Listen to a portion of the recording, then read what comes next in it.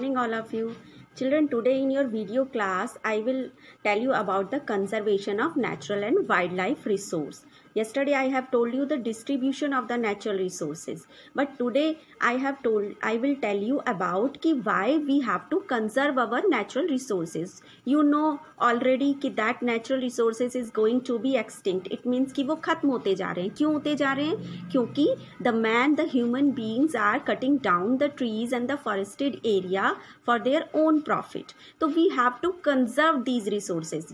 अगर हम natural resources को conserve करेंगे so that we can conserve the wildlife resource. Natural resource क्योंकि shelter होता है हमारे wildlife animals का, तो that's why we have to conserve our natural resource already. But many things are going on like that deforestation, tsunami, कुछ natural disaster हो जाते हैं, and then fires, forest fire, construction activities, soil erosion. तो because of these activities our forest area is cutting down. So we have to conserve these forest area. So how we have to conserve, today I will tell you कि how we conserve our natural vegetation and wildlife. तो our firstly तो हम अपने तरीके से किस तरह से कंजर्व कर सकते हैं, बचा सकते हैं कि we should not cut down the trees. Afforestation को हमें बढ़ावा देना है कि इट मीन्स कि अगर कुछ ट्रीज कटते हैं तो in a time we have to plant 2 trees, हमें 2 ट्रीज उगाने हैं.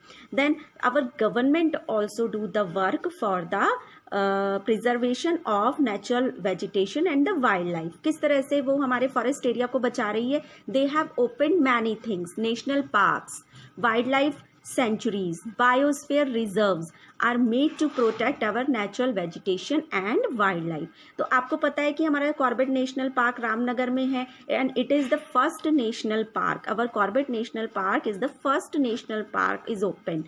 तो it means कि that उस एरिया को नेशनल पार्क क्यों बनाए जाते हैं? What is the meaning of the national park? कि that area is reserved. No one can enter these areas without the permission of the government. सरकार की परमिशन के बगैर कोई भी व्यक्ति इन नेशनल पार्क्स में एंट्री नहीं कर सकता है, ना ही हंटिंग हो सकती है वहाँ. Hunting also banning in these areas. तो ये प्रिजर्व हो गए हैं कि no one cut down the trees in these reserved areas. तो उससे क्या होता है, हमारे फॉरेस्ट एरिया कंजर्व हो जाते हैं, हम उन्हें बचा सकते हैं. Then wild life sanctuaries, our government has open wild life sanctuaries. It means कि उसमें हमारे जो जंगली जानवर हैं वो सेफ रहते हैं. कि it means no one can enter without the permission, without the registration of the government, और वहाँ जाकर हंटिंग नहीं कर सकते. If anybody will do like that, तो it means कि they have to be punished by the government. तो wild life sanctuary किस लिए खोली जाती है? For preservation, for the conservation, for the safety of the wild animals. And biosphere reserves. Biosphere reserves क्या होती हैं? बायोस्फीयर रिजर्व्स मीन्स कि in which reserves our forest area is safe, conserve and as well as our wildlife, wild animals also be conserve. तो ये सब protect किए जाते हैं हमारे natural vegetation and wild life by the government. Conservation of creeks, lakes and wetland is also necessary to save the precious resources from the depletion. ठीक है, तो इट मीन्स कि हमारी जो लेक्स होती हैं, वेटलैंड्स होते हैं, दे ऑल्सो बी प्रिजर्व, वो भी प्रिजर्व हो जाते हैं इन तरीक़ों से जब हम national park and biosphere reserves खोलते हैं. And there is a balance in the environment if the relative number of species is not distributed. और ये बैलेंस हो जाता है हमारे एनवायरनमेंट में यदि नेशनल पार्क्स, बायोस्फीयर रिजर्व्स ये सब प्रिजर्व कर दिए जाते हैं, प्रोटेक्ट किए जाते हैं for the animals and vegetation life. अब human activities in several parts of the world have distributed the natural habitat of many species. Human activities की वजह से कई पार्ट्स में हमारे देश में या फिर पूरे वर्ल्ड में जो हमारा नेचुरल हैबिटेट है, हमारे वाइल्ड लाइफ एनिमल्स हैं, वो डिस्ट्रीब्यूट हो चुके हैं. ठीक है, क्यों? क्योंकि जब ह्यूमन एक्टिविटी मीन्स कि वो जब कटिंग डाउन कर रहे हैं फॉरेस्ट का, तो वहाँ रहने वाले जो वाइल्ड लाइफ एनिमल्स होते हैं, वाइल्ड एनिमल्स होते हैं, वो दूसरी जगह चले जाते हैं. They move to the another place, वहाँ जहाँ उनको शेल्टर मिल सके, जहाँ उनको फॉरेस्ट एरिया मिल सके.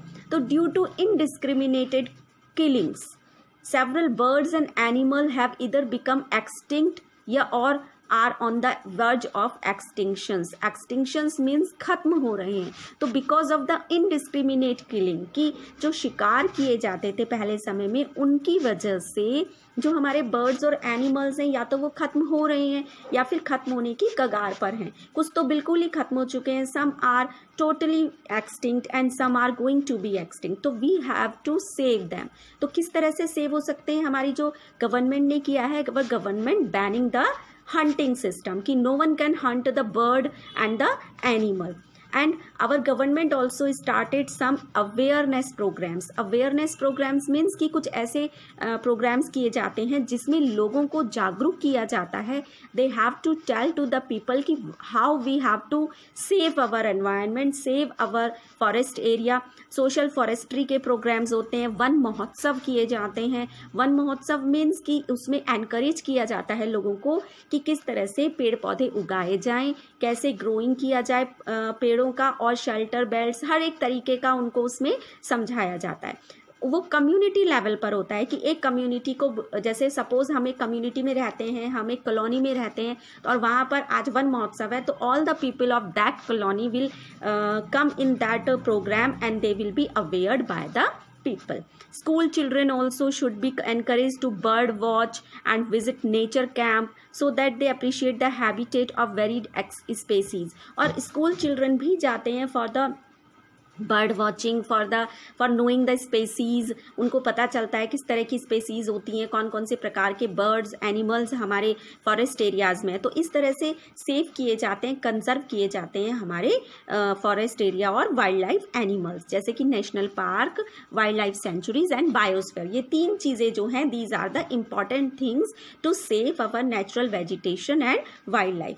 Many countries have passed laws against the trade as well as the killing of birds and animals. बहुत सारे ऐसी कंट्रीज भी हैं, those have passed the law, एक लॉ पास कर दिया है for killing the animals and the birds. In India also the killing of lions, tigers, deers, great Indian bustards and peacock is illegal. It means every bird, each and every bird and each and every animal is ban in India also to hunting. कोई भी उस पर उनको Hunt नहीं कर सकता है, मार नहीं सकता है. If they died themselves, that is the another thing.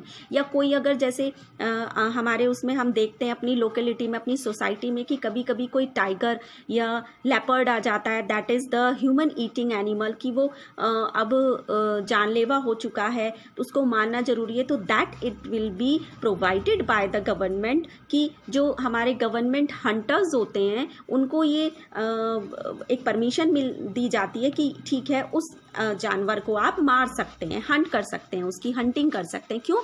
क्योंकि वो अब आदमखोर हो चुका है, ह्यूमन ईटर बन चुका है, और वो नुकसान पहुंचा सकता है हमारे ह्यूमन बींग्स को. तो दैट्स वाई उसके लिए परमिशन दी जाती है कि उसको मारा जाए, otherwise that is illegal. And international convention means CITES. CITES is also a program, and it is a organization, international conventions इसको बोलते हैं, that has been established the list several species of animals and birds in which trade is prohibited. तो CITES is also CITES. CITES is also a species. It's also a organization in which organization the several species and animals also hunting ban, prohibited है उनका hunting. Conservation of plant and animal is an ethical duty of every citizen, and it is our duty कि we should conserve our natural vegetation and wildlife. So that now I will tell you the definition of national park and the biosphere reserves. You have to listen carefully, और आपको वो लिखना भी है, ठीक है. तो what is the national park? A natural area designated to protect the ecological integrity of one or more ecosystems for the present and the future generation. National park वो एरिया होता है जिसमें natural vegetation and the wild animals both are preserved, ठीक है, and it is for the future generation. vegetation. Then biosphere reserve क्या होता है? That is series of protected area linked through a global network intended to demonstrate the relationship between conservation and the development. Biosphere reserves में भी हमारे natural vegetation and wild animals preserved किए जाते हैं, reserve किए जाते हैं, बट उसका एक और तरीका भी है. बायोस्फीयर रिजर्व डेवलपमेंट भी करती है हमारे नेचुरल वेजिटेशन और वाइल्ड एनिमल्स का. इट मीन्स कि बायोस्फीयर रिजर्व्स में हमारे एनिमल्स और उनका नेचुरल वेजिटेशन का डेवलपमेंट भी होता है, उगाए जाते हैं वो चीज़ें. ठीक है, तो ये हमारा आज का that's all for today. Your chapter is finished. I will give you the picture of this explanation. तो you have to read these. अब जब आपके ऑनलाइन टेस्ट होंगे तो that online test will also be come from these chapters. तो you have to read these lessons carefully because between the book your questions will come. Thank you.